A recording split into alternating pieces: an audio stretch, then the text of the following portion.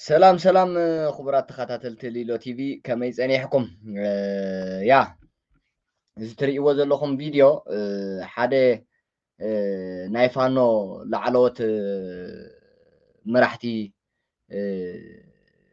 ኢዶም ናብ መንግስቲ ኢትዮጵያ ክህቡ ከለዉ ንምቕባል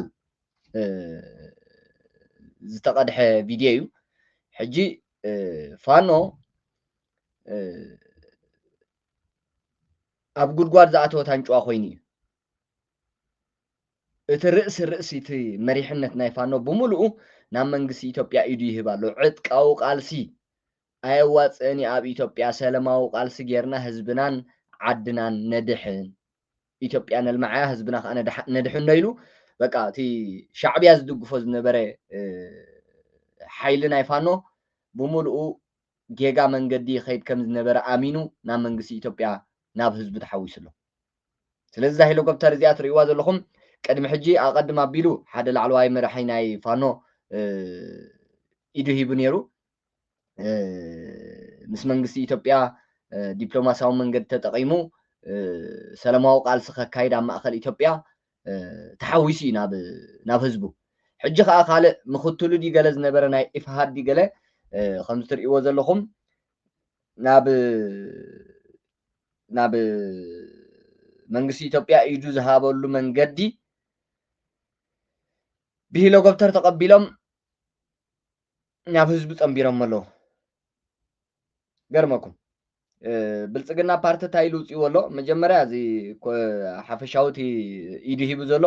ኮኔረል ፈንታሁን ወሃባ ዝተባሃለ ኣዛዚ ናይቲ ኣብ ወሎ ዝንቀሳቀስ ዕጡቅ ፋኖ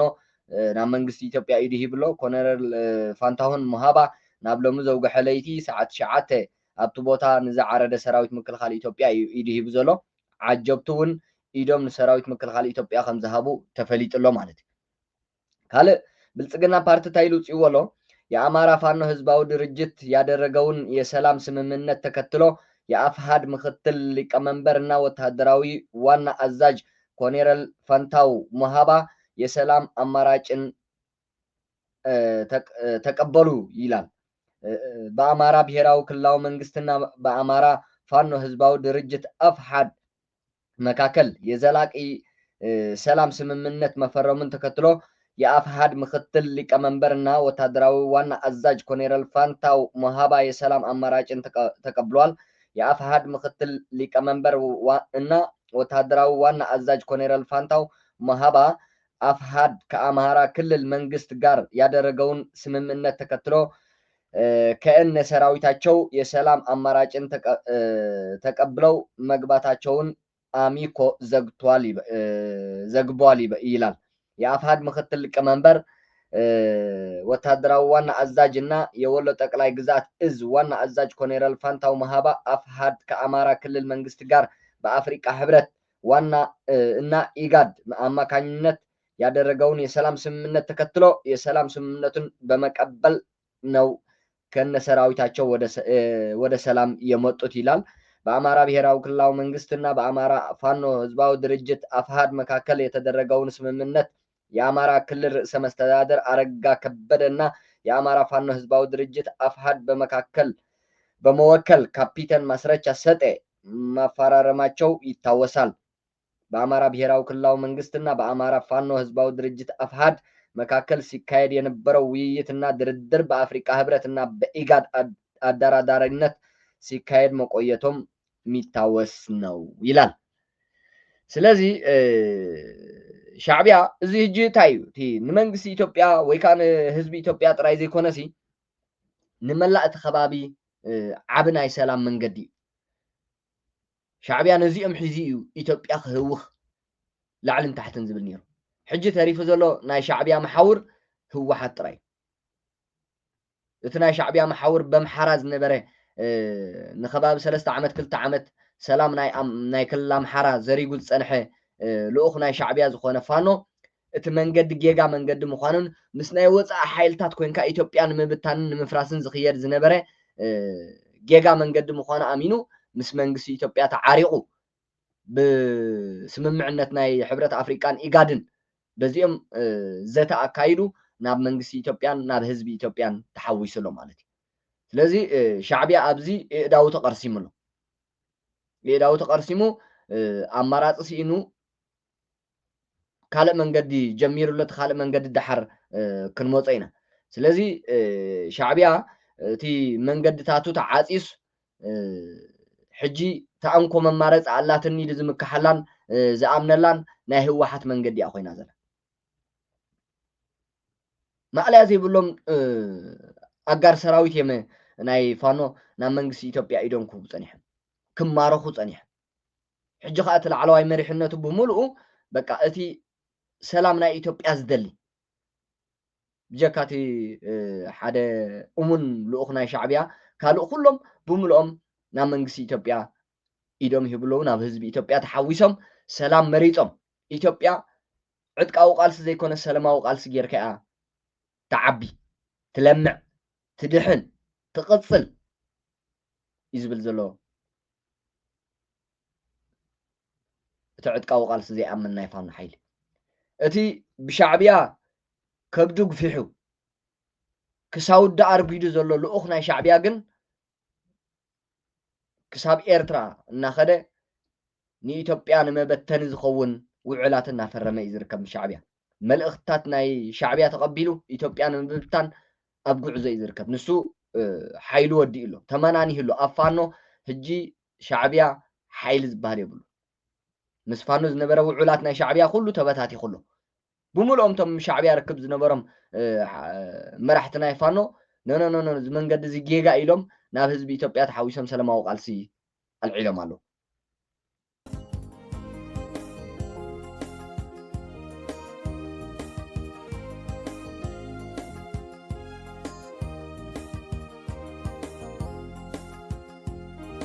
እዚ እቲ ኮኔረል ፈንታሁን መሃባ ዝበሃል ድራይዎ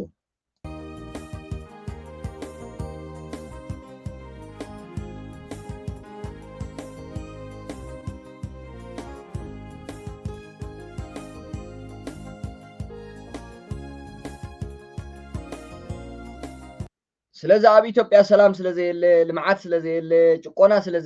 ስለዘሎ ባርነት ስለዘሎ ዘይኮነ ዕጥቃዊ ቃልሲ ኣውጀም እዚኦም ኣብቲ ግዜ ስምምዕ ናይ ፕሪቶርያ ንትግራይ ዘየፅነታ ሻዕብያ ኮርዩ ስለዝነበረ ነዚኦም ሸሚቱ እዩ ተፈሊ ሻዕብያ ኣብቲ ኩናት ፅምዶ ገይሮም ምስ መንግስቲ ኢትዮጵያ ኣብ ትግራይ ይሳተፉ ነይሮም እዮም ድሓር ህዝቢ ኢትዮጵያ ህዝቢ ትግራይ ህዝቢ ኢትዮጵያ እዩ ክጠፍእ የብሉን ተባሂሉ ስምምዕነት ፕሪቶርያ ምስ ተካየደ ንኖ ክነጥፍኦ ኣለና ዘየጥፋእናዮ ንምንታይ ስምምዕ ይግበር ኢሉ ሻዕብያ ምስዞም ገለ ኣካላት ናይ ፋኖ ኣኹሪፉ ዳግማይ እቲ ኣብ ትግራይ ዝነበረ ቁልዕ ወራር ኣብ ኣምሓራ ክቅፅል እዩ ገይርዎ ስለዚ ካብ ሽዑ ጀሚሩ ክሳብ ሕጂ ኢትዮጵያ ብሸነኽ ኣምሓራ ኣብ ፅዑቅ ኩናት ፀኒሓ ሓይልታት ናይ ፋኖ እናተማናነሀ እናተበታተነ ክኸይድ ፀኒሑ መወዳእታ ትጉዕዞ ምስ ረኣየቲ መሪሕነት ናይ ፋኖ ከዓ ሻዕብያ ንህውከት እምበር ንሰላም ዘይምነ ሓይሊ ምዃኑ ምስ ኣረጋገፀ ኖ ንሕና ኢትዮጵያ ነድሕና ኣብ ውሽጢ ህዝብና ዕጥቃዊ ቃልሲ ካይድና ሰላማዊ ቃልሲ ካይድና ዳ እምበር ሻዕብያ ብዝደልዮ መንገዲ ዕጥቃዊ ቃልሲ እናካየድና ኢትዮጵያ ሰላሙ ክንዘርገሉ ህዝቢ ምሓራ ኣብ ህውከትን ኣብ ዕግርግርን ኣብ ሞትን ኣብ ስቃይን ኣብ ዕፅዋን ክባን ከነብር ኣይኮነን ብምባል እንህለ መብዛሕትኦም ላዕለዎት መራሕቲ ናይ ፋኖ ምስ መንግስቲ ኢትዮጵያ ተዓሪቆም ምስ ህዝቢ ኢትዮጵያ ተሓዊሶም ኣብ ልምዓት ኢትዮጵያ ኣብ ሰላም ኢትዮጵያ ኣብ ምዕባለ ኢትዮጵያ ኣብ ብልፅግና ኢትዮጵያ ዝለዓለ እጃም ክገብሩ ምንቅስቃሳት ጀሚሮም ንሪኦም ኣለና ስለዚ እዚ በዓል ዳቢስታ ዝትርእይዎ ዘለኹም ኣቐዲሙ መን እዩ ዝበሃል መሲልኩም ኣቐዲሙ ዘተ ዝገበረ እዩ ምስ መንግስቲ ኢትዮጵያ በቃ ንሰላማዊ ቃልሲ ኢሉ ዘተ ገይሩ ንሱ ሕጂ እዛ ኩላ መንገዲ ዝሰርሓ ዘሎ እዚ ኮኔረል ማስረሻ ሰጠ ዝበሃል ኮኔረል ማስረሻ ሰጠ እዩ ዝበሃል ኣቐዲሙ ስምምዕነት ሰላም ዝፈረመ ብመንገዲ ኢጋድን ሕብረት ኣፍሪቃን ንሱ እዩ ሕጂ ነታ መንገዲ ዝሰርሓ ዘሎን ነቲ ስምምዕነት ሰላም ናይ ፋኖን መንግስቲ ኢትዮጵያን ክልል ኣምሓራን ዝቕፅሎ ዘሎ ዘካይዶ ዘሎ ንሱ እዩ ብኡ ስምምዕነት እዩ ሕጂ እቲ ሓይሊ ናይ ፋኖ ዝባታተን ዘሎ ካብ መሓውር ሻዕብያ ዝምንጠል ዘሎ ማለት እዩ كم محاور شعبية لقيقو مس منقسي إثيوبيا خوينو نلمعات إثيوبيا قال سلعيلو سلامو قال سلعيلو كخيد نري لنا سلازي إثيوبيا بقى قس بقس እቲ محاورات ናይ ሻዕብያ ካብ ኢትዮጵያ እናፀራረገቶ እያ ትኸይድ ዘላ ሓደ ተሪፉ ዘሎ ናይ ህወሓት ሓይሊ እዩ ንሱ እውን ብመልክዕ ናይ ሰራዊት ሓይሊ ሰላም ትግራይ TPF ገይሩ ይመናንሆሎ እዩ ብምሉእ ሓይሊ ናይ ህወሓት ሻዕብያ እውን ዝምክሓሉ ዝነበረ ሰራዊት ሎሚ ኣብ ሓራ መሬት ትግራይ ዘሎ ኣብ ሓራ መሬት ትግራይ ዘሎ እሱ ርእሱ ዝከኣለ ካልእ ታሪክ ኣለዎ ግን ብምሉእ እቲ ሓይሊ ተባታቲኑ ይርከብ ኣብ ሓራ መሬት ትግራይ ሓደ ፅቡቅ ከይፀኒሑ ሕጂ ግን ስቂሉ ሓደ ግዕዘይ ነገራት ይርአ ኣሎ ግን ንሱ እውን እቲ ሓይሊ ሰላም ትግራይ TPF ከዕርየ ምዃኑ ብዙሕ ሽግራት ከም ዘይኮነ ሓደ ዘለው ሽግራት እውን ከዕርዮም ኢሉ ኣብ ማሕበራዊ ሚድያ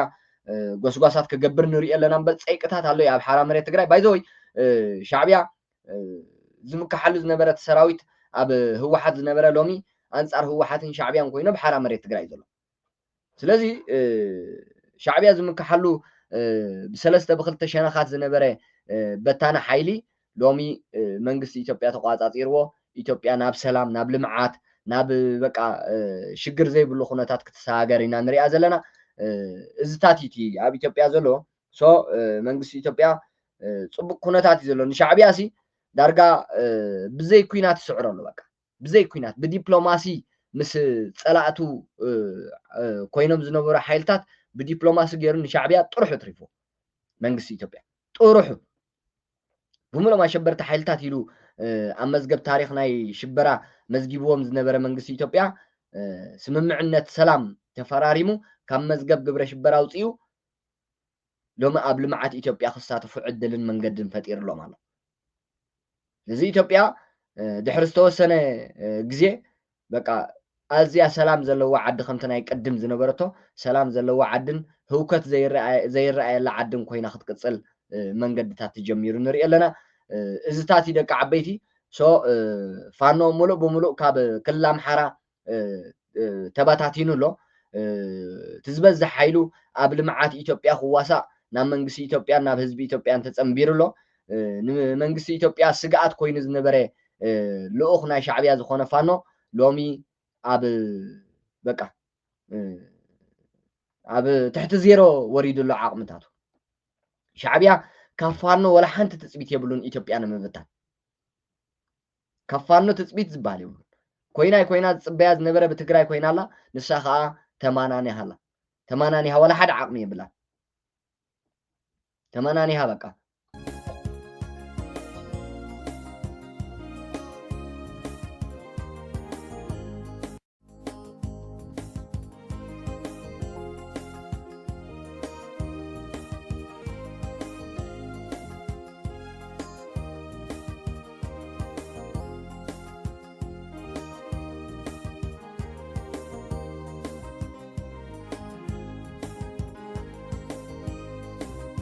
ስለዚ እዚ ዘሎቲ ናይ ኢትዮጵያ ምዕባሌታት ድሓር ትዝገርመኩም መንግስቲ ኢትዮጵያ ብጣዕሚ በቃ ነቶም ከምኡ ኢሎም ሰላም ተቀቢሎም ዝመፁ ሓይልታት ሄሊኮፕተር ገይሩ ብኣየር እዩ ዝቕበሎም ዘሎ በቃ ራእይዎ ክንደይ ኣየር መጀመርያ ሓንቲ ሄሊኮፕተር ከምዚ ጌራ ተቀቢላቶ ነቲ ኮኔረል ካልእ ከዓ ንኣዲስ ኣበባ ከኣቱ ከሎ ከዓ ካብ ካልእ ቦታ ከዓ እንደገና ከዓ በቃ ብናይ ህዝቢ ኣይርፕላን ነፋሪት ገይሩ እዩ ንኣዲስ ኣበባ ኣትይዎ رأيو حج تري والله خم ده منجس إثيوبيا نتصلعتو زنبرو ناي سلام من قد خفيتو تداراديرو تسماميعون سلام كم زي يقبلوا ماله نقر مكمن ስለዚህ እዚ ዘሎቲ ኩነታት ናይ ኢትዮጵያ ሰላም ኮይና ሻዕብያ ዝደልዮ ኩሉ ክፋእን ኩሉ ናይ ኩናት መንገድን ተባታቲኹ ሻዕብያ ተሳዒሩ እዩ ኣብ ኢትዮጵያ ብሕጂ ሻዕብያ ካልእ መንገዲ ካልእ ሜላ ተኸቲሉ ኢትዮጵያ ክብትን ከምቲ ዝሓሰቦም ከምቲ ኣይከውንን ኣይከኣልን ሶ እዚ ዘሎ ሰላም ንኢትዮጵያ ሰላም ንመላእ ህዝቢ ዓለም ኣብ ናይ ዳሓር መደብና ተመሊስና ክንራኸብ ኢና ደቂ ዓበይቲ ሰላም ፅንሑ